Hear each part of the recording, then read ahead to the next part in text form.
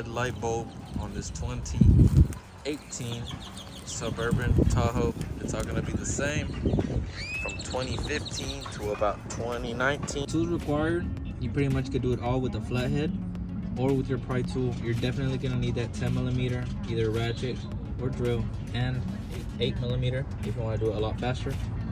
If you're changing on the driver's side, there's no need for you to take out the cover. All you have to do is just come in here, unscrew this, and you have access to your bolts. As you can see, that passenger side is going to be a lot tougher, and it's what I'm going to go ahead and show you guys how to remove.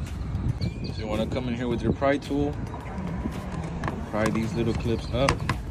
You're going to have a total of 10 clips up and down. So remove that.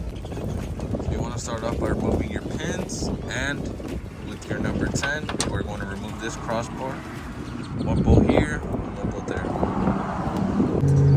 After removing your crossbar, you want to go ahead and come here. You could either use a flathead or an 8mm. We're going to go ahead and remove this so we can loosen up the intake air filter housing, as well as remove this clip. You want to push up, and then in the bottom push in.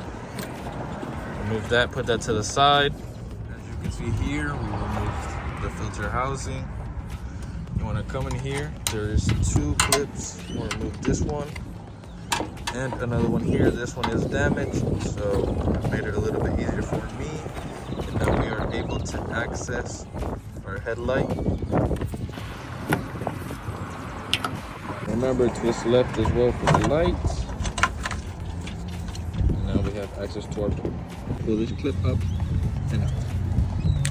The ones we are using is Philips H11. You could use the same ones as well if you're using LEDs. Just make sure they are compatible with H11 and they have that connector. Align that with the connection and then simply just twist and you're good to go.